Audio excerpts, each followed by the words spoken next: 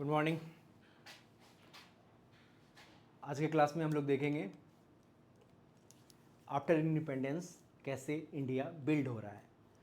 Previously हम लोगों ने देखा था कि प्रिंसली स्टेट का कैसे इंटीग्रेशन हुआ। इस वाले सेक्शन में हम लोग देखेंगे कि जो लिंग्विस्टिक स्टेट बनाए गए इंडिया में उसका फॉर्मेशन कैसे हुआ या फिर स्टेट का फॉर्मेशन कैसे हुआ, चाहे वो एडमिनिस्ट्रेशन के पॉइंट ऑफ व्यू से बनाए गए हों या फिर लैंग्विस्टिक पॉइंट ऑफ व्यू से बनाए गए हों। व्हाट इज़ द बेनिफिट, है ना, और उसके क्या क्या आउटकम्स रहे, वो उतना एफिशिएंट हो भी पाया या नहीं हो पाया। इन तमाम टॉपिक पे हम लोग डिस्कस करेंगे कि रीऑर्गेनाइजेशन ऑफ स्टेट कैसे हुआ, कैसे इंडिया इस फॉर्मेशन से जो अब करेंट का आप मैप देखते हो उस फॉर्मेशन तक इंडिया पहुंचा। पिछले क्लास में हम लोगों ने ये देखा था प्रीवियस क्लास में कि प्रिंसली स्टेट्स को इंटीग्रेट करने के बाद एक इंडिया का मैप बना। अब चलो, इंटरनेशनल बाउंड्री तो हम लोगों ने बना लिया कि ये सारे का सारा टेरिटरी जो है वो इंडिया कहलाएगा, बट इंडिया के अंडर स्टेट को कैसे डिफाइन किया जाए। तो कुछ स्टेट तो पहले ऑलरेडी से वर्क कर रहे थे, ब्रिटिशर्स ने बना के रखा था, उसमें बहुत ज़्यादा फेरबदल करने की ज़रूरत पड़ी नहीं। लेकिन जो ये प्रिंसली स्टेट्स को इंक्लूड किए थे, इंटीग्रेट किए थे, उनको कहाँ एडजस्ट करें, किस स्टेट में एडजस्ट किया जाए, और स्टेट जो बनाए गए हैं वो क्या, क्योंकि ब्रिटिशर्स ने जब स्टेट बनाया तो उनको यहाँ के इमोशन और सेंटीमेंट से कोई लेना देना नहीं था। जैसे फॉर एग्जांपल आप देख रहे हो कि पार्टीशन ऑफ बंगाल हुआ, तो उन्होंने वो एक्चुअली में वो एक सेम लैंग्विस्टिक लोग हैं, एक तरह का लैंग्वेज बोलने वाले लोग, लेकिन फिर भी दो पार्ट में बांट दिया, ईस्ट बंगाल और वेस्ट बंगाल, है ना। तो जबकि लैंग्वेज का इशू नहीं था, वो एडमिनिस्ट्रेशन के पॉइंट ऑफ व्यू से उनको मुश्किल हो रही थी बंगाल को हैंडल करने में, तो इसलिए उन्होंने एक अलग सेपरेट स्टेट बंगाल से काट के बना दिया। लेकिन अब तो इंडिपेंडेंस आ चुका है, तो उस कंडीशन में हम लोग स्टेट का फॉर्मेशन कैसे करेंगे इसको देखना है, ठीक है। तो स्टेट के फॉर्मेशन में 1956 बहुत इंपॉर्टेंट ईयर हो जाता है, क्योंकि इसी समय वो एक्ट आया था। तो सबसे पहले इसके इंट्रोडक्शन को देखते हैं कि क्या है इसका इंट्रोडक्शन और इसके क्या क्या एस्पेक्ट हो सकते हैं, उसको समझने की कोशिश करते हैं।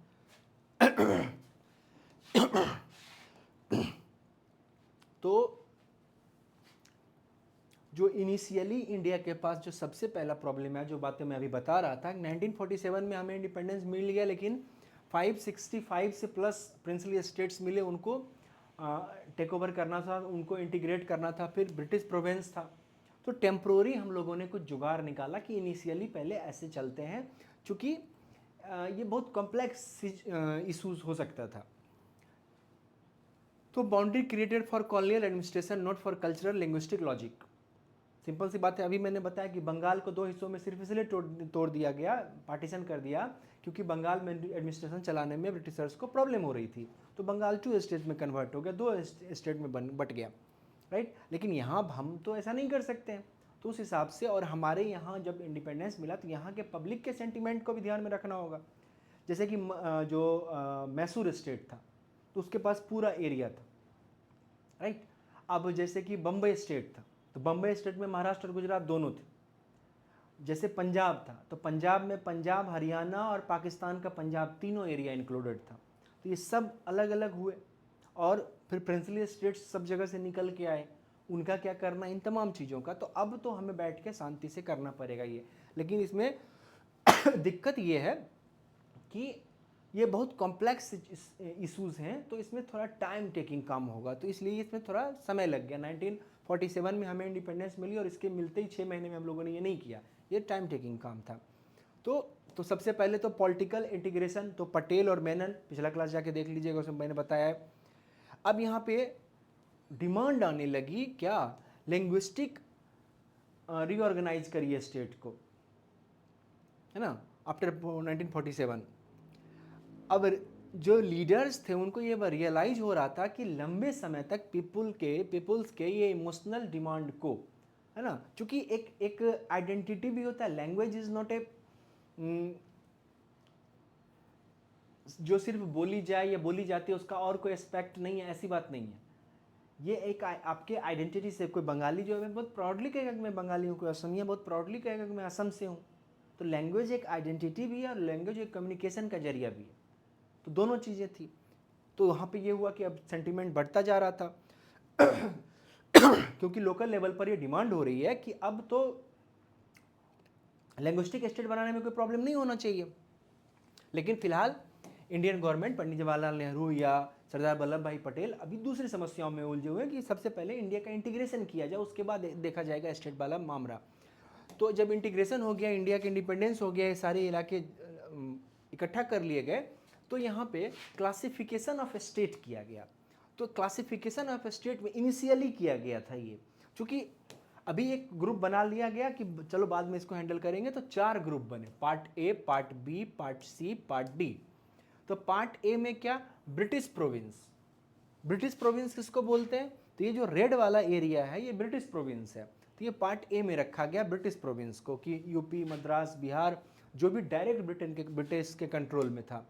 अब पार्ट बी वाला कौन सा है, प्रिंसली स्टेट। कौन सा प्रिंसली स्टेट, जो बड़े बड़े लार्ज स्केल पे थे, उनका एक ग्रुप बनाया गया। तो हैदराबाद, मैसूर, राजस्थान, जम्मू कश्मीर, तो ये पार्ट बी में रखा गया, क्लासिफिकेशन किया गया स्टेट्स का। फिर पार्ट सी स्टेट कौन है, तो स्मॉल प्रोविंसेस, छोटे छोटे स्टेट जो थे, और प्रिंसली स्टेट्स उसके सराउंडिंग में जो था उसको रखा गया, जैसे दिल्ली, मणिपुर, त्रिपुरा, अजमेर, इन लोगों को, कि इसको कहाँ एडजस्ट करना है। और पार्ट डी में रखा गया अंडमान और निकोबार को, जो direct administration, president appointed administrator, यहाँ पे डायरेक्ट प्रेसिडेंट अपॉइंट कर दिएगा, रेस्ट में अलग अलग प्रोसेस चलेगा। अब है कि ये फिलहाल एडहॉक बेसिस पे ये किया गया था कि अस्थायी तौर पर इसको अभी फिलहाल अरेंज कर दो, पहले इंडिया को इंटीग्रेट कर लेते हैं, फिर इन टॉपिक्स को धीरे धीरे हैंडल किया जाएगा बहुत समझदारी से। The classification was awkward and artificial. Obvious सी बात है कि ये क्लासिफिकेशन का कोई लेना देना नहीं, एक स्टेट नॉर्थ में है तो दूसरा साउथ में है। अब देखो हैदराबाद और जम्मू कश्मीर का कोई मीनिंग ही नहीं है, एक साउथ में एक नॉर्थ में है, लेकिन चूंकि उसका था कि लार्ज प्रिंसली स्टेट को एक कैटेगरी में डाला गया है। The claim awkward and it expose the urgent need for more scientific and permanent reorganisations. तो इससे ये तय था कि अभी फिलहाल ये एडहॉक बेसिस पे कर दिया गया है, लेकिन हमें एक परमानेंट सॉल्यूशन तक जाना पड़ेगा। तो टेरिटोरियल क्लासिफिकेशन ऑफ स्टेट को इसमें हम लोगों ने फॉर्म करके छोड़ दिया था। अब है यहाँ डिमांड शुरू हो गई, क्या, लिंग्विस्टिक प्रोविंसेस की। ये डिमांड पहले से भी चल रही थी। जैसे इसका एक बैकग्राउंड है, क्या बैकग्राउंड है कि 1917 में आंध्रा कमेटी बनी थी कांग्रेस में, 1918 में कर्नाटका कमेटी बनी, और 1920 में जो नागपुर सेशन हुआ था तो Congress provincial committee recognise on linguistic lines. तो प्री इंडिपेंडेंस ही लैंग्विस्टिक डिमांड इमर्ज कर रही थी। लेकिन सवाल है कि जो ब्रिटिशर्स आपको इंडिपेंडेंस देने को एग्री नहीं है, वो आपको लैंग्विस्टिक बेसिस पर स्टेट बनाने के लिए, तो वो आपके इस डिमांड को तो फुलफिल करने वाले नहीं है, क्योंकि बेहतर एडमिनिस्ट्रेशन, एक अच्छा गवर्नेंस हो, ये उनके प्रायोरिटी लिस्ट में नहीं है। उनके प्रायोरिटी लिस्ट में गवर्नेंस हो और पूरा इंडिया मेरे कंट्रोल में रहे। तो लेकिन कांग्रेस के अंदर ये डिमांड इमर्ज होता दिखना शुरू हो गया। अब यहाँ पे पीपुल का अपना फिलॉसफी, लोगों की अपनी सोच हो गई क्या, कि अपने लैंग्वेज में अगर गवर्नेंस हो, आप इमेजिन करो कि आप जहाँ से हो और वहाँ का पॉलिटिशियन या एडमिनिस्ट्रेटर वो लैंग्वेज में बात, उस लैंग्वेज में बात ना करता हो, राइट। तो एक बहुत बड़ा ट्रबल क्रिएट हो जाएगा आम लोगों के लिए। गांधी कहते हैं language is the most powerful unifying force, और सही बात भी है। अभी भी मान लो कन्नड़, मलयालम, तमिल, तेलुगु, मराठी, गैर मराठी, पंजाबी, नॉन पंजाबी, है ना, इस बात पे डिबेट और बहस चलते रहता है हमेशा। तो अगर यूनिफाई होना है तो यूनिफिकेशन के लिए, जैसे अभी हुआ था कि महाराष्ट्र में रहना है तो मराठी बोलना पड़ेगा, तो यूनिफिकेशन के लिए लैंग्वेज इज बेस्ट टूल, है ना। By 1947 people believe linguistic recognisation was a promise of the freedom movement. Post independent government could not ignore it for long, है ना। तो अब ये क्या कि डिमांड तो पहले से चल ही रहा था, जब आज़ादी मिली, जब इंडिपेंडेंस मिला, तो इसके बाद अब ये हुआ कि अब तो लैंग्विस्टिक बेसिस पर हमें स्टेट चाहिए। खास करके ये जो मैटर है ना, ये आंध्रा, मद्रास और मैसूर के एरिया में, तो अगर आपको मैं ये दिखाने की कोशिश करूँ तो इसमें क्या है कि ये पूरा एरिया मल्टीपल लैंग्वेज से भरा हुआ है। जो आंध्रा के लोग हैं, जो तेलंगाना और आंध्र प्रदेश आज का है, ये तेलुगु भाषी लोग हैं, तेलुगु लैंग्वेज यूज़ करते हैं। अब मैसूर के एरिया में इस सेक्शन में लोग कन्नड़ बोलते हैं, इस सेक्शन में लोग मलयालम बोलते हैं, और इस सेक्शन में लोग तमिल बोलते हैं, ठीक है। तो तमिल से तमिलनाडु, मलयालम वाले लोगों का केरल बना दिया गया, कन्नड़ जो बोलते हैं उनके लिए कर्नाटका बना, और जो तेलुगु बोलते हैं that is Andhra and Telangana. फिर आप यही महाराष्ट्र में भी देख रहे हो कि मेजोरिटी में महाराष्ट्र में पूरे में वो लोग मराठी बोली जाती है, राइट। अब गुजरात में जो या तो गुजराती लोग बोल रहे हैं, या फिर हिंदी भाषी हैं, कॉन्फ्लिक्ट पैदा होगा। और यहाँ तो लेयर बाय लेयर कॉन्फ्लिक्ट है, क्योंकि आप जो आज का स्टेट देख रहे हो एक्चुअली में ये स्टेट था ही नहीं, ये मैसूर स्टेट था। इधर हैदराबाद है और इधर मैसूर है। यहाँ पे आप मान देख रहे हो त्रावणकोर है, और फिर ये डायरेक्ट एडमिनिस्ट्रेशन है चेन्नई वाला, है ना, ब्रिटिशर्स का। तो आंध्र प्रदेश नाम का कोई चीज़ एग्जिस्ट ही नहीं कर रहा था। मैसूर स्टेट में ही आप देख रहे हो क्या कन्नड़ भी लोग बोल रहे हैं और तेलुगु भाषी भी, तेलुगु लैंग्वेज वाले लोग भी रह रहे हैं। उसी तरह से इधर तमिलनाडु वाले सेक्शन में आप जाते हो तो तमिलनाडु वाले सेक्शन में लोग मलयालम भी हैं, जो तमिलनाडु से लगा, आज के तमिलनाडु से लगा हुआ एरिया है, और तमिल बोल रहे हैं। फिर यहाँ महाराष्ट्र में हुआ कि ये बम्बई प्रांत है, बम्बई स्टेट है। तो बम्बई स्टेट में जो इस साइड है, गुजरात का जो एरिया है, उसमें लोग गुजराती बोल रहे हैं, लेकिन इस साइड में लोग मराठी बोल रहे हैं। फिर ये पंजाब में भी देखने को मिला कि पंजाब का जो ये ईस्टर्न सेक्शन है जो दिल्ली से लगा हुआ है, वो हिंदी ओरिएंटेड लोग हैं, और वेस्टर्न सेक्शन जो है, जो आधा तो पाकिस्तान चला गया, वो कंप्लीट एकदम पंजाबी में यूज कर रहे हैं। तो ये बैकग्राउंड यहाँ से बनना शुरू हो गया। अब ये रेस्ट इंडिया, ये जो आप देख रहे हैं, ये तो बंगाल का लैंग्विस्टिक बेसिस पर बंगाल बना हुआ था, उड़ीसा बना हुआ था लैंग्विस्टिक, अलग उसका सेपरेट स्टेट था। लेकिन मध्य प्रदेश, बिहार, उत्तर प्रदेश और इन तमाम इस कोर एरिया में, छत्तीसगढ़, झारखंड के एरिया में आप देख रहे हो कि हिंदी भाषी, हिंदी लैंग्वेज ज़्यादा लोग यूज कर रहे हैं। तो वहाँ इस तरह की डिमांड का कोई मीनिंग नहीं है। वहाँ एडमिनिस्ट्रेशन के पॉइंट ऑफ व्यू से स्टेट बनाया जाएगा, बट लैंग्वेज के पॉइंट ऑफ व्यू से स्टेट नहीं बनाया जाएगा, राइट। तो ये हुआ कि इंडिपेंडेंस से पहले ही लोग ये डिमांड कर रहे थे। अब तो आज़ादी में इंडिपेंडेंस मिल गया है, तो उस कंडीशन में आप लैंग्विस्टिक स्टेट क्रिएट करो, राइट, क्योंकि ब्रिटिशर्स ये नहीं किए हैं। इस मैप में आप ये देख सकते हो कि इसमें भी मैंने दिखाने की कोशिश की है कि कैसे कैसे था। जैसे कि फॉर एग्जांपल मध्य प्रदेश में ये वाला सेक्शन नहीं था, है ना। भोपाल अपना एक अलग प्रिंसली स्टेट था, हैदराबाद अपना अलग प्रिंसली स्टेट है। ये देखो मद्रास वाला एरिया जो है, ये पूरा एरिया को कवर किया हुआ है, दैट इज कॉल्ड मद्रास। ये मैसूर, ये बॉम्बे प्रोविंस है, जबकि इसी को काट के इस तरह से गुजरात बना बाद में। तो दैट मीन्स है कि यहाँ ये डिमांड ज़्यादा हो रहा है देन अदर जगह पर। तो पोस्ट इंडिपेंडेंस में क्या क्या चैलेंजेज आए 1947 से लेके 1950, इस पीरियड को ऐसे भी ध्यान रखिएगा कि अभी हाईली अनस्टेबल सिचुएशन है।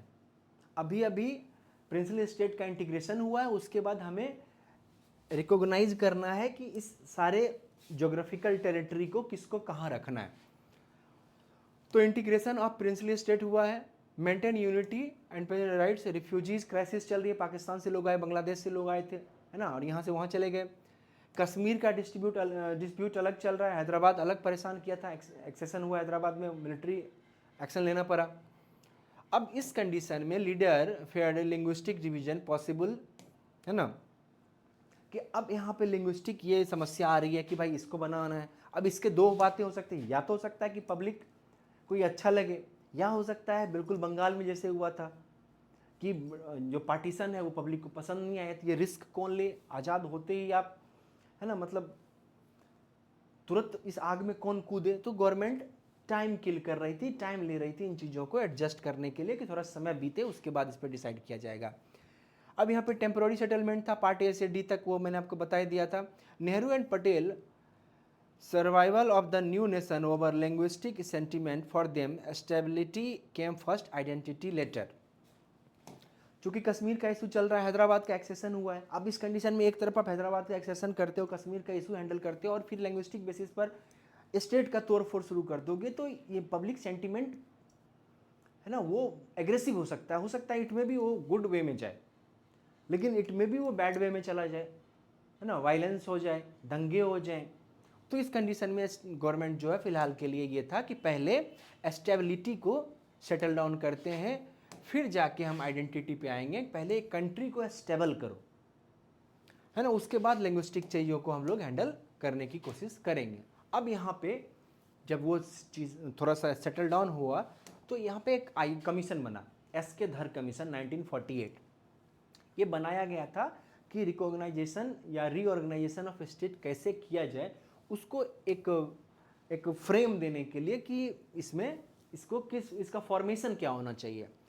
Constitution assembly to examine linguistic reorganisation, इसने रिपोर्ट दिया दिसंबर 1948 में, है ना, कि रीऑर्गेनाइजेशन ऑफ स्टेट ये पब्लिक डिमांड है, ये तो आपको करना ही करना पड़ेगा। Rejected language as the sole reason, है ना, इसमें कहा गया कि अभी फिलहाल लैंग्वेज बेसिस पर स्टेट बनाने की कोई ज़रूरत नहीं है। एडमिनिस्ट्रेटिव कन्वेंशन ऑफ एफिशिएंसी, अभी स्टेट बनाएंगे हम इस बेसिस पर कि एडमिनिस्ट्रेटिव वो ज़्यादा इफेक्टिव हो और इकोनॉमिकली वो रिलायबल हो। ऐसा ना हो कि छोटे छोटे स्टेट बना दिए, वो हर बात के लिए सेंटर की ओर देख रहा है। अभी भी जो हम लोगों ने नया फॉर्मेशन इंडिया में देखा, उत्तराखंड बना, झारखंड बना और छत्तीसगढ़ बना, तो ठीक है, लैंग्विस्टिक बेसिस पर झारखंड, छत्तीसगढ़, उत्तराखंड, ये सब जो भी अलग अलग थे वो बन गए, लेकिन स्मॉल स्टेट बनने के बहुत बेनिफिट नहीं हुए। ये आज का सच है। Linguistic state could harm national unity, हाँ, ये भी एक डर था।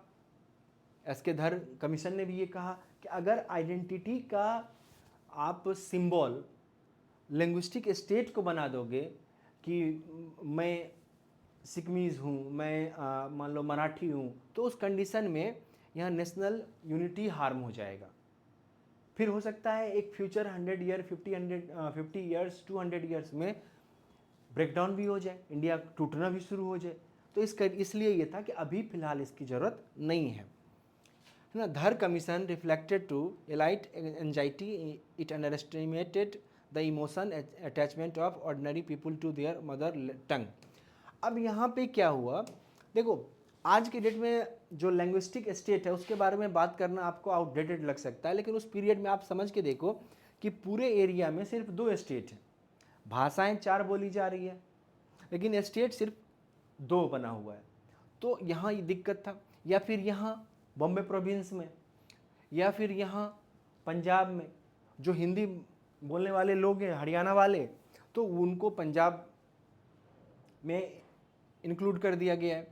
तो इस कारण से ये हुआ कि लोगों की एक आइडेंटिटिकल इशू तो था ही, और एक लैंग्वेज को लेके इमोशनल सेंटिमेंट भी होता है कि हमारे लैंग्वेज के बेसिस पर एक स्टेट, जैसे अभी कर्नाटका में हो रहा है कि कर्नाटका आना है तो कन्नड़ बोलना है, कोई लॉजिक नहीं था। महाराष्ट्र में हो रहा है कि महाराष्ट्र में रहना है तो मराठी बोलना होगा। एक आइडेंटिकल इशू होता है अपने मदर टंग को, अपने मदर लैंग्वेज को रिस्पेक्ट देने का।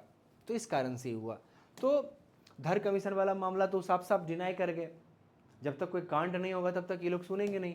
अब यहाँ पे एक और कमेटी बनती है, जेबीपी कमेटी, है ना, जवाहरलाल नेहरू, वल्लभ भाई पटेल और पी से पट्टाभिषिता रमैया, ये 3 लोगों की कमेटी बनती है ये ढूंढने के लिए कि लैंग्विस्टिक स्टेट जो है उसको क्या करना है। तो इन लोगों ने क्या किया, बताया कि अगर लैंग्विस्टिक स्टेट बनाएंगे तो हमारा नेशनल कंसोलिडरेशन जो है वो कमज़ोर हो जाएगा, क्योंकि आइडेंटिटी का सिंबल लैंग्वेज हो जाएगा, लैंग्विस्टिक स्टेट हो जाएगा, है ना, और इससे यूनिटी और सिक्योरिटी पे भी परेशानी हो सकती है। ये डिमांड जो बार बार उठ रहा है, did not reject idea completely but said demand must be overwhelming and the consensual subject. The JBP committee adopted a status quo approach, postponing the issue rather than solving it, but history forced them to consider it a few years. तो इन लोगों ने कहा कि ठीक है, ये बांग demand सही है, लेकिन अभी के इंटरेस्ट से, जब तक हमारा देश अभी जस्ट आज़ाद हुआ है, तो उस कंडीशन में ये ज़रूरी नहीं है। अब यहाँ पे जब तक वो आंध्रा वाला मूवमेंट नहीं होगा, पट्टालू जब तक नहीं जाएंगे, है ना, पोट्टी श्री रामालू, इनकी डेथ हो जाती है, इसके बाद यहाँ पे बवाल हो जाता है, राइट्स हो जाते हैं। तो ये कह रहे थे कि तमिलनाडु वाला जो ये मद्रास वाला एरिया है, इससे हटाकर हमें एक अलग स्टेट चाहिए, दैट नेम वाज आंध्र प्रदेश, है ना, जो तेलुगु लैंग्वेज को यूज करने वाले लोग होंगे। तो इसके लिए ये अनशन पर थे। Telugu speaker demand separation from Madras presidency, ठीक है। अब पोट्टालू जो है वो गांधी के फॉलोअर है,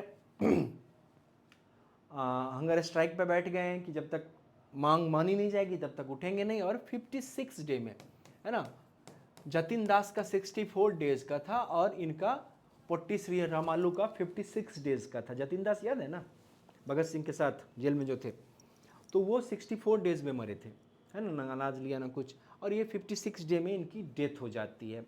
किस बात को लेके? एक पॉलिटिकल मूवमेंट चल रहा है जिसमें इनकी डिमांड है कि तेलुगु लैंग्वेज के लोगों के लिए एक अलग स्टेट होना चाहिए, दैट नेम वाज आंध्र प्रदेश। तो आंध्र प्रदेश और central government, Pandit Jawaharlal Nehru and all that, अभी इस पर ध्यान नहीं दे रहे हैं, और इनकी डेथ हो जाती है 1952 में 15 दिसंबर को। और उसके बाद पूरे हैदराबाद और आंध्र प्रदेश के एरिया में बहुत सारे राइट्स हो जाते हैं, बहुत सारे वायलेशन, लॉ का वायलेशन होने लगता है, सड़कें जाम कर दी जाती है, बसों को जला दिया जाता है। तो उस समय गवर्नमेंट के पास कोई ऑप्शन नहीं बचता है कि अब स्टेट बनाना पड़ेगा। और यहाँ पर जाके नेहरू जो है 1953 में, अनाउंसमेंट तो तभी कर दिए थे कि भाई अब तो वापस नहीं लौट सकते, अक्टूबर 1953 में आंध्र प्रदेश क्रिएट हुआ। अब हिस्ट्री से थोड़ा सा प्रेजेंट में आते हैं कि आंध्र प्रदेश बना तेलुगु लैंग्वेज को लेके, तो फिर तेलंगाना और आंध्रा में क्या डिफरेंस हो गया? अब फिर तेलंगाना क्यों बनाना पड़ गया? राइट, कोई लॉजिक नहीं है इसका, जबकि तेलंगाना में भी तेलुगु बोली जाती है, आंध्रा में भी तेलुगु बोली जा रही है। तो ये बात तो फेल कर गया कि लिंग्विस्टिक आइडेंटिटी के कारण स्टेट बनाया जाए और उसकी लॉन्गिविटी होगी, वो तो नहीं रहा, वो तो यहाँ देखने को मिल रहा है। तो एक यहाँ पे ये हुआ, तो 1953 में आंध्र प्रदेश बना गया, और first linguistic state in India that name was Andhra Pradesh. बाद में तो फिर लैंग्वेज बेसिस पर गुजरात अलग हो जाएगा, गुजराती और मराठी, पंजाब से फिर ये हो जाएगा, हरियाणा अलग सेपरेट हो जाएगा। तो फिर इस तरह से ये फॉर्मेशन होता रहेगा। श्री रामालू के मरने के बाद जो है सेंटर एक्सेप्ट कर लिया कि वो लैंग्विस्टिक स्टेट बनाने के लिए एग्री करता है, और यहाँ पर फिर से बनाया गया क्या? State reorganisation commission, SRC 1953। Fazal Ali, है ना, KM पानिक्कर, हृदयनाथ कुंजरू, HN कुंजरू, ये 3 लोगों की एक कमेटी थी जो बनाई गई कि स्टेट को कैसे रीऑर्गेनाइज किया जाए। और इस कमेटी ने रिपोर्ट दिया क्या? लेजिटिमाइड एंड इम्पॉर्टेंट लैंग्वेज को बनाइए, वन लैंग्वेज वन स्टेट के मैटर को रिजेक्ट कर दिया कि अगर ऐसा करेंगे तब तो भारत में चूंकि मल्टीपल लैंग्वेज बोले जाते तो हर लैंग्वेज के लिए एक स्टेट, जो फिर कोंकणी, तो कोंकण का जो पूरा एरिया है गोवा टू मुंबई, ये वाला एरिया कोंकण पट्टी कहलाता है, कोंकण बेल्ट है, तो ये फिर एक स्टेट यहाँ बनाओ।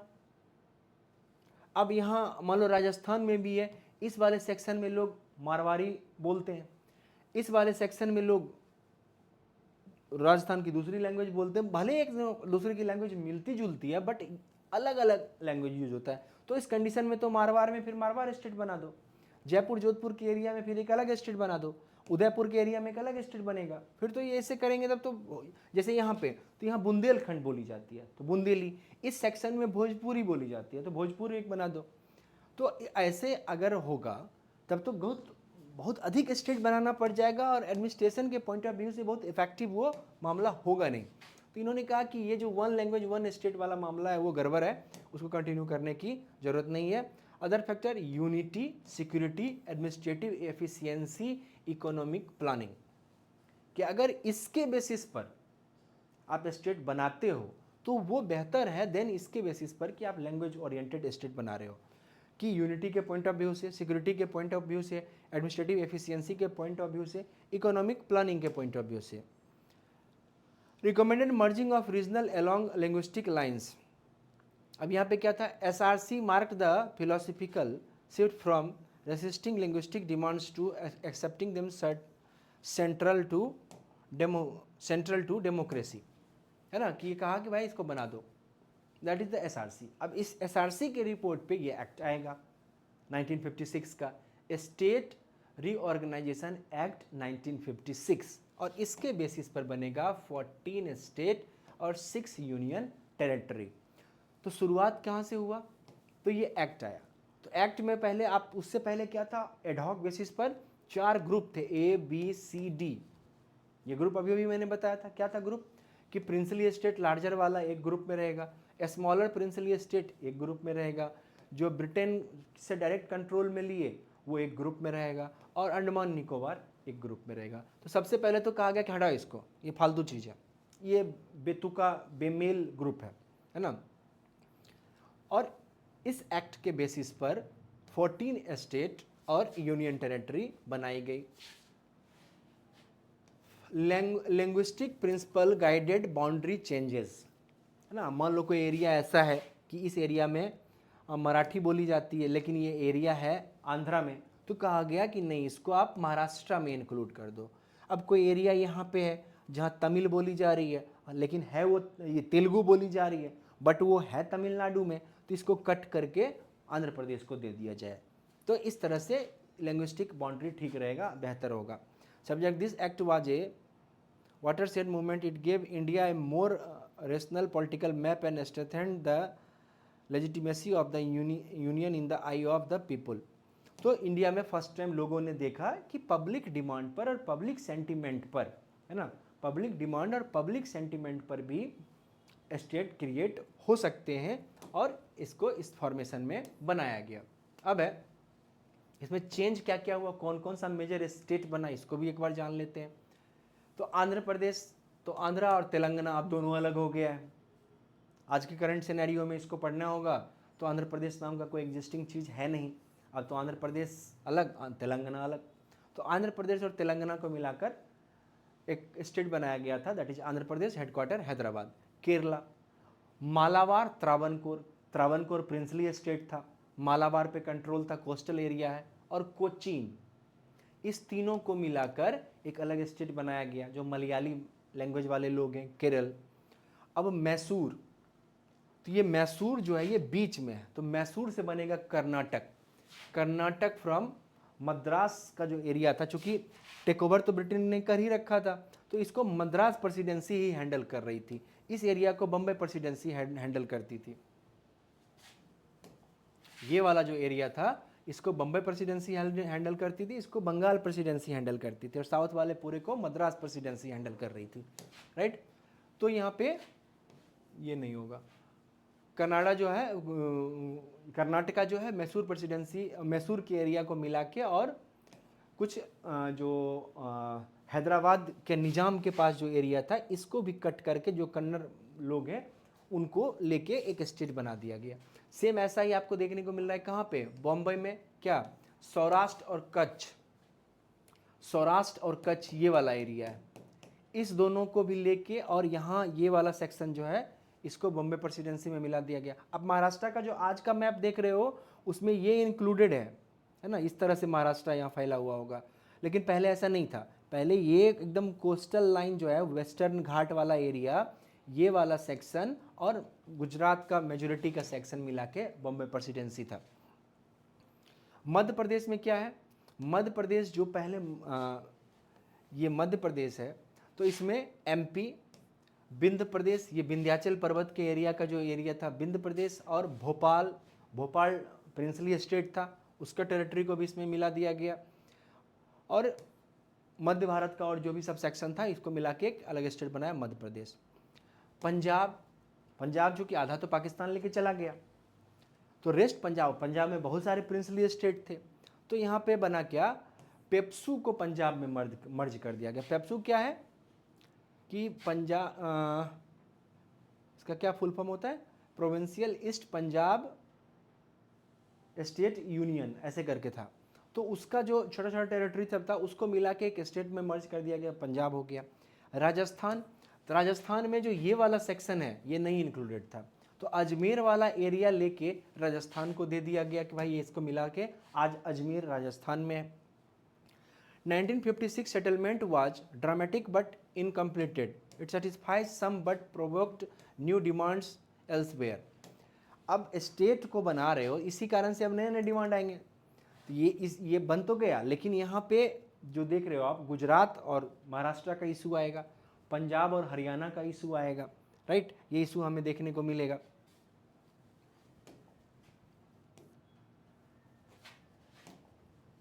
रीऑर्गेनाइजेशन आफ्टर 1956, इसके बाद स्टेट का कैसे फॉर्मेशन हुआ इसको समझते हैं कि 1960 में बम्बई को स्प्लिट कर दिया गया। आप अभी देख रहे हो 1953 कहाँ था, 1956 है ना, और ये एक्ट कब आया था, 1956 में, स्टेट रिकॉग्निशन एक्ट। 4 साल भी नहीं हुआ, 4 इयर्स में आपको तोड़ना पड़ गया।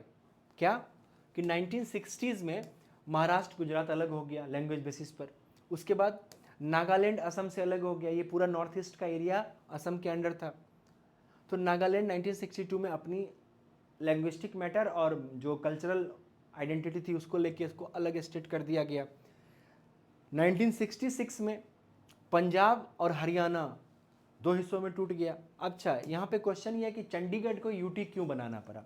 एक्चुअली क्या हुआ कि पंजाब का हेडक्वार्टर चंडीगढ़ था, वेल प्लान्ड सिटी है, बट इसमें प्रॉब्लम क्या हो गया कि जब हरियाणा बनाया गया तो हरियाणा के पास कोई ऐसा प्लान्ड ऑर्गेनाइज सिटी नहीं था, और दोनों की इच्छा थी कि चंडीगढ़ उसके पास रहे।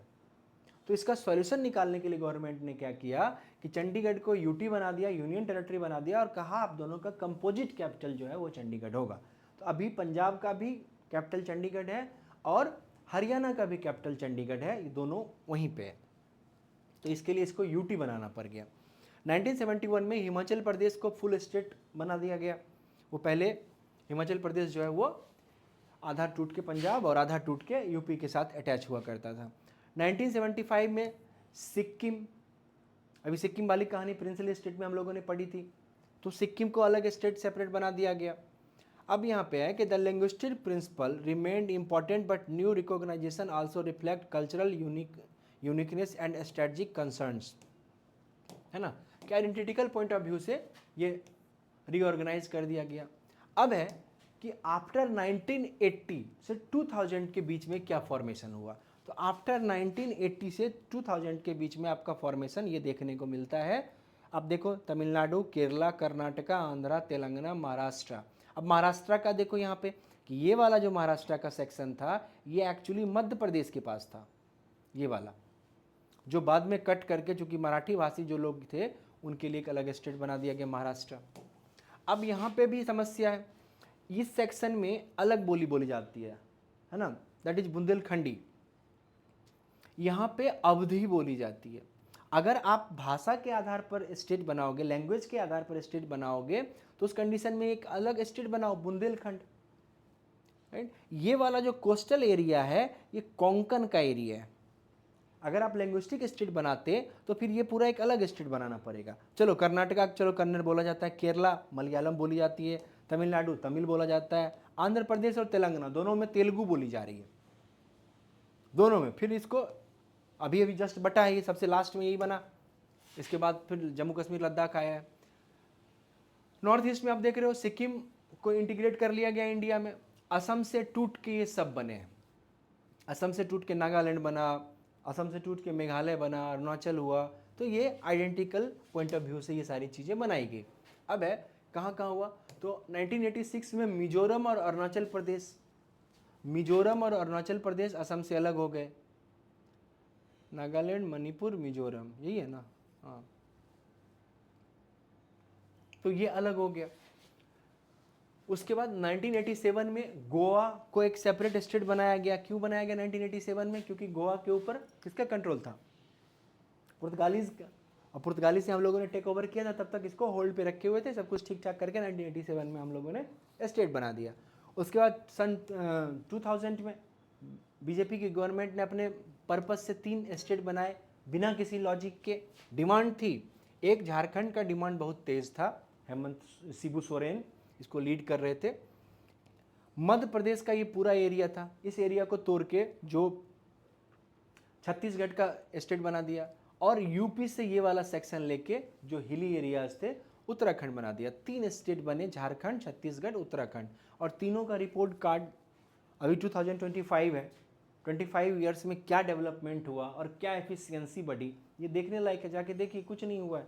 जैसे पहले भी करप्शन था वैसे अभी भी करप्शन है। लेकिन हाँ ये है कि पब्लिक सेंटीमेंट को अच्छा लगा। क्यों, क्योंकि अब एक कोई ट्राइब है यहाँ पे, मान लो अब यह ट्राइबल विलेज है छोटा सा, इस बंदे को अपने हेडक्वार्टर जाने के लिए 800, 900, 800, 900 किलोमीटर का ट्रैवल करना पड़ेगा बाय ट्रेन, तब ये अपने स्टेट के हेडक्वार्टर जा पाएगा।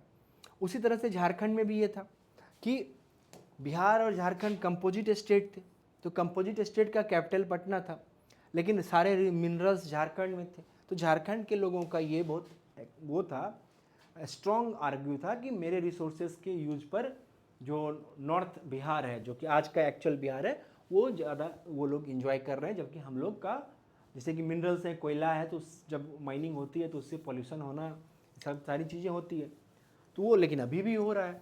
डेवलपमेंट तो नहीं हुआ, हाँ ये हुआ रिप्रेजेंटेशन मिला, ये बहुत स्ट्रांग काम हुआ कि रिप्रेजेंटेशन मिला और लोगों के अंदर बिलीव, नेशन का बिलीव बढ़ा, है ना, एडमिनिस्ट्रेशन पे भरोसा बढ़ा, अपने डेमोक्रेसी पे उसको इलेक्शन में इन्वॉल्व हो रहा है, वोटिंग कर रहा है, क्योंकि उसके यहाँ का जो लीडर है वो उसके जैसा है और उसका एक वैल्यू है। नहीं तो पता चला कि लीडर तुम्हारे यहाँ से चुन के गया कहीं और, इतना दूर है कि तुम्हारे इस, अब जैसे छत्तीसगढ़ है, किसी भी गवर्नमेंट को सरकार बनाने के लिए मध्य प्रदेश के एरिया से, इधर से अगर वो जीत रहा है, इधर से उसको रिप्रेजेंटेशन एमपी का एमएलए नहीं भी है तो गवर्नमेंट बना लेगा। तो ये एक मेजर ये प्रॉब्लम सॉल्व हुआ। अभी भी आप देख रहे हो झारखंड में या छत्तीसगढ़ में या फिर आप देखो उत्तराखंड में, तो वहाँ के रीजनल लीडर्स इमर्ज किए, ये सबसे बड़ी बात थी। 14 में तेलंगाना आंध्र प्रदेश से अलग करके बनाया गया, फिर से एडमिनिस्ट्रेटिव पॉइंट ऑफ व्यू से ही बनाया गया था और कोई कारण नहीं। यहाँ भी बहुत डिमांड चला कि जो इसकी कैपिटल सिटी है हैदराबाद, तो हैदराबाद को यूनियन टेरिटरी बना के आंध्रा का भी हेडक्वार्टर हैदराबाद कर दो, तेलंगाना का तो रहे ही, लेकिन गवर्नमेंट ने ये बात नहीं मानी, दोनों को अलग अलग कर दिया, राइट। तो ये एक हैदराबाद हो, तेलंगाना हो गया। और अभी अभी मोदी जी ने किया है 2019 में कि ये पूरा एरिया जो था वो जम्मू कश्मीर कहलाता था, जम्मू एंड कश्मीर, तो इसमें से इस सेक्शन को कट करके ये लद्दाख का एरिया कर दिया और जम्मू कश्मीर को एक अलग, लद्दाख को यूनियन टेरिटरी कर दिया, जम्मू कश्मीर को अलग कर दिया, अलग स्टेट बना दिया। We are driven by economic background, tribal identity, administrative efficiency, not just language, ठीक है। बेसिस ऑफ रिकॉग्नाइजेशन, तो बेसिस ऑफ रिकॉग्नाइजेशन क्या कहा गया एडमिनिस्ट्रेटिव पॉइंट ऑफ व्यू से, लेकिन शुरुआत तो लिंग्विस्टिक पॉइंट ऑफ व्यू से ही हुआ था। इंपॉर्टेंट फैक्टर क्या, महाराष्ट्र, आंध्र प्रदेश, गुजरात, पंजाब, ये सब लिंग्विस्टिक पॉइंट ऑफ व्यू से बने थे। कल्चरल यूनिकनेस, नागालैंड, मिजोरम, सिक्किम, इनका अपना कल्चरल यूनिकनेस था और लैंग्वेज भी था, इसलिए इनको अलग स्टेट बनाया गया। एडमिनिस्ट्रेटिव एफिशिएंसी के लिए जो छोटे छोटे स्टेट्स बनाए गए, जो अभी मैं आपको बता रहा था, जिसका कोई सक्सेस रेट अच्छा है नहीं, तो उसके लिए एफिशिएंसी के लिए, एडमिनिस्ट्रेटिव एफिशिएंसी के लिए स्मॉलर स्टेट्स बनाने की बात की गई। इकोनॉमिक डेवलपमेंट, अब इकोनॉमिक डेवलपमेंट में एक प्रॉब्लम क्या है कि जितने भी स्मॉलर स्टेट होते हैं उनके पास रिसोर्सेज, चूँकि स्टेट छोटा हो गया तो रिसोर्सेज कम होते हैं, तो मेजोरिटी में वो ग्रांट के लिए सेंटर की ओर हमेशा देखते रहते हैं कि सेंटर से पैसा आएगा तो उनका काम चलेगा, है ना।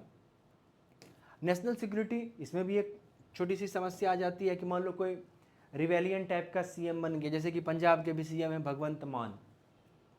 अब मोदी जी जा रहे थे Punjab, the prime minister of India, उनको पंजाब जाने नहीं दिया, रास्ते से उनको एक बार वापस आना पड़ा, तो काफ़ी एम्बैरेसिंग सिचुएशन था। तो कभी कभी क्या होता है कि जो पॉलिटिकल लीडर है वो उतना मैच्योर नहीं है कि इसको हैंडल कर सके, तो नेशनल सिक्योरिटी के लिए भी वो इशू बन सकता है, तो ये भी एक समस्या आ जाती है।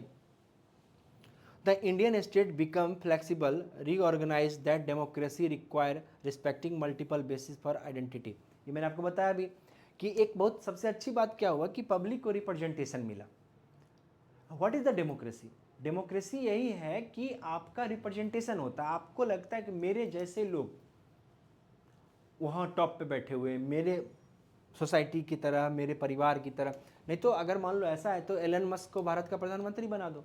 और एलन मस्क ये कहता है कि मैं अपना सारा पैसा डोनेट कर दूंगा इंडियन पीपुल्स को, या बिल गेट्स को बना देते हैं प्राइम मिनिस्टर, उसको एडमिनिस्ट्रेशन का नॉलेज भी है, लेकिन नहीं कर सकते हैं, फिर हो जाएगा कि वो आप यहाँ के नहीं हो। तो एक रिप्रेजेंटेशन इज बिग डील, तो ये एक समस्या आती है। अब है इसके कुछ पॉजिटिव आउटकम्स भी रहे, निगेटिव आउटकम्स भी देखने को मिलेगा, पॉजिटिव आउटकम्स भी मिलेगा। तो क्या, नेशनल यूनिटी को, चूँकि अब ये नहीं कह सकते हो कि देश ने आपके साथ धोखा किया है। अगर जैसे कि आप मान लो कि मल्टीपल लैंग्वेज बोलते हो लेकिन कोई एक स्टेट में आपको डाल दिया गया है, आपकी एक अपनी आइडेंटिटी वहाँ बन नहीं पा रही है, तो फिर धीरे धीरे आपका बिलीफ सिस्टम नेशन से हटने लगेगा, डेमोक्रेसी से हटने लगेगा, नेशनलिज्म से हटने लगेगा। तो वो एक बेनिफिट ये हुआ ना कि आपके माइन्यूट से माइन्यूट बिहेवियर का, इमोशंस का ख्याल रखा जा रहा है। Linguistic and cultural diversity, improve administrative and policy communication, है ना, enhance political participation of regions, empower regional participant on democracy, यही सब बातें जो मैं आपको बताया था वही सब मैंने लिख के दिया। Linguistic state act as safety bulb, है ना, क्या सेफ्टी बल्ब है? अभी जैसे कि महाराष्ट्र में एक मूवमेंट चला, कौन सा, कि मराठियों को रिजर्वेशन दो। आप इमेजिन करो कि महाराष्ट्र कर्नाटका एक स्टेट होता, ये महाराष्ट्र आंध्र प्रदेश तेलंगाना एक स्टेट होता, और फिर यहाँ पे डिमांड रखा जाता मराठियों को रिजर्वेशन दो, है ना। तो उस कंडीशन में प्रॉब्लम ये आ जाती कि फिर एक लड़ाई यहाँ शुरू हो जाती कि कन्नड़ों को भी रिजर्वेशन दो। तो यहाँ ये बेनिफिट ये हुआ कि ये सेफ्टी बल्ब का काम करता है, इस तरह का स्टेट रीऑर्गेनाइजेशन। इससे बेनिफिट क्या हुआ, कि इससे बेनिफिट ये हुआ कि छोटे छोटे मूवमेंट, जितने भी लोगों के का एंगर है किसी टॉपिक को लेके, वो सारा एंगर यहाँ पर रिलीज हो गया। अब है चैलेंजेस क्रिएटेड, इसमें क्या क्या चैलेंज क्रिएट हुआ इसको देखते हैं।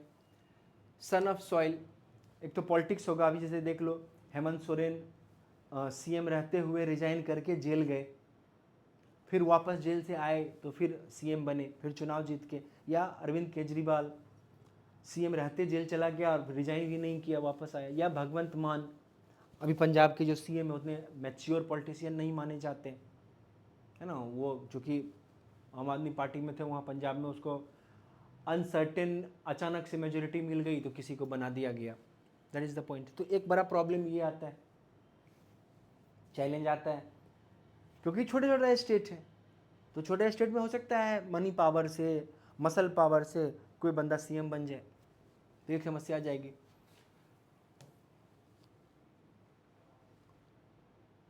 हाँ, एक समस्या ये भी है कि जो माइनॉरिटी है, तो माइनॉरिटी के साथ भी स्मॉल ग्रुप्स जो माइनॉरिटीज़ के हैं उसके साथ समस्या आ जाती है कि कहीं स्मॉल स्टेट में उनकी बातें दब ना जाए। इंटरेस्ट डिस्प्यूट, जैसे रिवर वाला इशू होता है अभी, जैसे कि तमिलनाडु और कर्नाटका में ये भयंकर लड़ाई देखने को मिलती है पानी को लेके, तो ये भी एक समस्या है। फाइनेंशियली दिक्कत आती है कि हमेशा आपको सेंटर पर निर्भर रहना पड़ता है। और एक समस्या क्या है कि आपके भारतीय होने का जो आइडेंटिटी है कि वी ऑल आर इंडियन, वो आइडेंटिटी कहीं क्रैश ना कर जाए इस लोकल आइडेंटिफिकेशन के कारण, कि पहले मैं बंगाली हूँ, पहले मैं मराठी हूँ, पहले मैं तमिल हूँ, पहले मैं कन्नड़ हूँ, पहले मैं मलयाली हूँ, पहले मैं असमीज़ हूँ, राइट, बाद में मैं इंडियन हूँ, तो ये गड़बड़ हो जाएगा, फिर नेशनलिज्म को इसका इफेक्ट पड़ेगा और इससे समस्या पैदा हो सकती है। The same process that strengthened unity also encourage सब नेशनलिज्म, है ना। तो लेकिन इससे एक बेनिफिट है कि डेमोक्रेसी में बिलीफ सिस्टम बढ़ जाता है लोगों का, क्योंकि उनके लोकल रीजनल मैटर को कोई देख रहा है, कोई हैंडल कर रहा है। अगर लार्जर स्टेट होता, हो सकता है असम अगर इतना बड़ा स्टेट होता तो नागालैंड में रह रहे लोगों का हो सकता है इशू दब जाता, उनको लगता कि मेरे साथ सेकंड सिटीजन जैसा बिहेव किया जा रहा है। अब अगर नागालैंड में जो वहाँ के सीएम हैं वो अगर उसके साथ कुछ ऐसा करेंगे तो ये आरोप नहीं लगा। अभी मणिपुर वाला, है ना, मेतई और वहाँ पे जो एक और ट्राइब है, दोनों के बीच में बहुत भयंकर चल रहा था, अभी भी चल ही रहा है ना, तो ये समस्या आती है। लेकिन अगर मान लो दो स्टेट होते, है ना, कि एक मेतईयों का अपना स्टेट है और एक जो नागा है या जो भी दूसरा है उसका अपना स्टेट है, तो उस कंडीशन में अब ये ब्लेम नहीं कर सकते हो, पूरा गवर्नमेंट आपका, पूरी सरकारी मिशनरी आपकी, तो आप ये नहीं कह सकते हो कि इसमें इसको फ़ायदा पहुंचा रहे हैं और उसको नुकसान पहुंचा रहे हैं, तो ये एक समस्या है। ऑनगोइंग स्टेटहुड डिमांड्स, अब ऑनगोइंग स्टेटहुड डिमांड्स में बहुत सारे स्टेट की डिमांड है। जैसे यूपी से कहा जा रहा है कि इस यूपी को 4 सेक्शन में डिवाइड किया जाए, एक पूर्वांचल, एक अवध का एरिया, एक हरित प्रदेश, एक बुंदेलखंड, ये तमाम चीज़ें बनाने की बात की जा रही है। जैसे बिहार में कहा जा रहा है जहाँ मिथिला के एरिया में कि मिथिलांचल बनाया जाए, यहाँ पे दार्जिलिंग के एरिया में गोरखालैंड की बात चल रही है, यूपी और एमपी के कुछ एरिया को मिलाकर बुंदेलखंड एक अलग स्टेट बनाने की बात चल रही है। मतलब बात क्या, लोग छोटे, मतलब पॉलिटिकल पार्टी डिमांड रख रही है। महाराष्ट्र का जो ये सेक्शन है ये आइसोलेटेड फील करता है अपने आप को, तो इस सेक्शन में हुआ कि एक स्टेट बनाएंगे विदर्भ, क्योंकि डिस्टेंस ज़्यादा हो जाता है, तो इस कारण से ये भी डिमांड है विदर्भ का, है ना। लैंग्वेज, इकोनॉमिक नेग्लेक्ट और cultural distinctiveness. The Indian map is not final, statehood demands are continuous, the challenge is to accommodate aspirations without disestablishing the union। तो ये डिमांड हमेशा से चलने वाला चीज़ है, ऐसा नहीं कि डिमांड आज है कल ख़त्म हो जाएगा, ये कंटिन्यू चल रहा है। और अब चूंकि स्टेट, अब जैसे राजस्थान है, तो आप देख रहे हो राजस्थान का इतना बड़ा टेरिटरी है, तो इस सेक्शन का जो बंदा है राजस्थान का बॉर्डर एरिया में, इसकी भाषा अलग है, रहन सहन अलग है, खान पान अलग है। आपको लगता होगा राजस्थान एक भाषा होगी राजस्थानी, नहीं, ये मल्टीपल लैंग्वेज बोले जाते हैं। अभी कल के डेट में ये हो सकता है ये वाला राजस्थान जो है बहुत हरा भरा है, ये वाला राजस्थान है जो पंजाब से लगा हुआ है, एग्रीकल्चर में बहुत आगे है। ये वाला जो राजस्थान है पूरा डेजर्ट है, और ये वाला जो राजस्थान है इसका लैंग्वेज और कल्चर सब इन सबों से अलग है। तो अगर राजस्थान को भी ब्रेक डाउन करेंगे तो 4 स्टेट बनेगा, उत्तर प्रदेश को ब्रेक डाउन करेंगे तो 4 स्टेट बनेगा। तो अगर इस बेसिस पर स्टेट बनाने लगे तो उसका बहुत बेनिफिट नहीं है ना। एडमिनिस्ट्रेटिव खर्चे बढ़ जाते हैं, फिर सीएम बनाओ, कैबिनेट बनाओ, राज्यपाल रखो, गवर्नर है, फिर उसके खर्चे, फिर उसका कॉस्टिंग। तेलंगाना में हम लोगों ने देखा, कुछ बेनिफिट तो दिख नहीं रहा है। झारखंड में भी हम लोगों ने देखा, है ना, उत्तराखंड है, छत्तीसगढ़ है, बस। लेकिन ये है कि पब्लिक सेंटिमेंट को अच्छा लगता है, और डेमोक्रेसी में इससे बड़ी बात कुछ नहीं होती है, चाहे भाई वो फाइनेंशियली रिलायबल हो या ना हो। तो दैट इज़ द पॉइंट, है ना। तो इंडियन मैप जो है वो बनता रहेगा, इसमें नए नए स्टेट जुड़ते रहेंगे। अब मामला आता है क्रिटिसिज्म का। तो इसमें सबसे बड़ा मैटर है कि लिंग्विस्टिक बेसिस पर आप बनाते चले जाओगे तो ना जाने फिर कितनी लैंग्वेज हैं, और हर लैंग्वेज। अब महाराष्ट्र में भी जो एक मराठी, मुंबई की एक अलग लैंग्वेज है, और कोर मराठी अलग लैंग्वेज है। अब इस पर भी हो सकता है बन जाए, मैंने अभी बताया कोंकण के एरिया में बन सकता है। और जहाँ भी, क्योंकि हर 100-150 किलोमीटर में तो लैंग्वेज मतलब चेंज हो जाता है, तो एक समस्या ये है। जितने भी स्मॉल स्टेट्स हैं उनके लिए सबसे बड़ा प्रॉब्लम परफॉर्मेंस का है। करप्शन हाई लेवल पे चला गया, पॉलिटिकल अनएफिशिएंसी है, कोई एफिशिएंट लोग वहाँ पे पॉलिटिकली एक्टिव नहीं है। चाहे आप किसी भी स्मॉल स्टेट्स की बात कर लो, खास करके जो नए बने थे, उत्तराखंड, झारखंड, छत्तीसगढ़, सब जगह सेम कहानी हो गया। क्योंकि अगर छत्तीसगढ़ को गरीबी के बेसिस पर एमपी से अलग करके अलग स्टेट बनाया गया था, तो आफ्टर 25 ईयर्स छत्तीसगढ़ को तो राइज कर जाना चाहिए, बट ये हो नहीं पाया। झारखंड के साथ भी सेम कहानी है ना। तो ये एक समस्या अभी भी कंटिन्यू है, और ये बात एस्टेब्लिश करता है कि स्मॉल स्टेट डेवलपमेंट की गारंटी नहीं है। Burden of centre, frequent reorganise demands, तो ये सेंटर के लिए समस्या हो जाए, ग्रांट बढ़ाना पड़ेगा। स्मॉल स्टेट है वो चला भी नहीं पाएगा स्टेट, उसके पास उतना रेवेन्यू सिस्टम नहीं है ना। और फिर आगे मामला जाता है लीगल डिस्प्यूट्स का, कि फिनांसेस का क्या करोगे, रिवर सिस्टम, किसको कितना पानी देना है, किसको कितना पानी रोकना है, रिसोर्सेज का क्या होगा, इन तमाम सारी समस्या जाती है। The linguistic reorganisation solve immediate unrest but planted seed of permanent instability in federal politics, है ना। सेंटर के लिए उतनी अच्छी बात नहीं मानी जाती है स्मॉल स्टेट्स का बनना। फ्यूचर में क्या है, अभी एक नई योजना आई है, न्यू एजुकेशन पॉलिसी NEP 2020। इसमें कहा गया है कि हर बंदे को हर स्कूल में या हर स्टेट में 3 लैंग्वेज एजुकेशन सिस्टम होना चाहिए। एक उसका नेटिव लैंग्वेज, एक वो इंग्लिश पढ़ना है तो इंग्लिश पढ़ेगा, और एक कोई इंडिया का अदर लैंग्वेज। 3 लैंग्वेज सिस्टम है ना। 3 लैंग्वेज फार्मूला दिया गया ताकि हमारा इंटीग्रेशन बेहतर हो सके। Strengthen cooperative federalism, NITI Aayog, inter state councils, ये सब बनाया गया है ना, कि सब बना के आपस में एक दूसरे को कलेक्टिवली इकट्ठा रख सके। Inclusive policy, minorities under article 29-30, है ना, इसको किया जाता है। Multi dimensional approach, consider economy, culture, security, not just language, है ना। यहाँ पे ये है कि फ्यूचर में हम ये कर सकते हैं कि इकोनॉमी को भी ध्यान में रखा वो इम्पोर्टेंस दिया जा सकता है। कल्चरल वैल्यू सिस्टम, सिक्योरिटी के पॉइंट ऑफ व्यू को इम्पोर्टेंस दिया, सिर्फ लैंग्वेज के पॉइंट ऑफ व्यू को देखा नहीं जाना चाहिए। India's future depends on flexibility and balance, accommodation identities without compromising national unity, है ना। तो ये एक समस्या है कि अगर बार बार ऐसा होगा स्मॉल स्टेट्स, अब जैसे पंजाब ही है, तो जो पंजाब पाकिस्तान की तरफ लगा हुआ है उसका पंजाबी, और जो पंजाब हरियाणा की तरफ लगा हुआ है उसके पंजाबी में, दोनों में डिफरेंस होता है, दोनों दो तरह की पंजाबी हो जाती है। तो इस पोजीशन में फिर समस्या पैदा हो जाएगी। कंक्लूजन में इसमें क्या कहा जाए,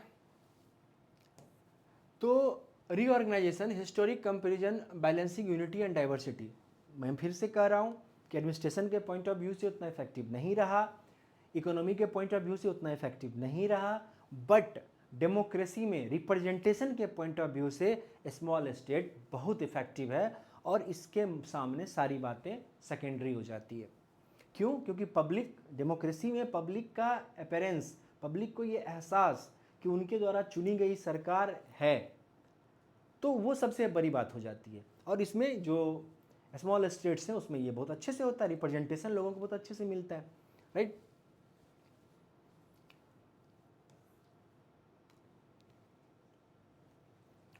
प्रिवेंटेड डिसेंट्रलाइजेशन, जैसे पाकिस्तान और श्रीलंका किया था, वो नहीं करना। It remains an ongoing and dynamic process, ongoing and dynamic process. Subject: India's genius lies in turning potential conflicts into source of strength. Linguistic reorganization proved that democracy can observe diversity instead of fearing it.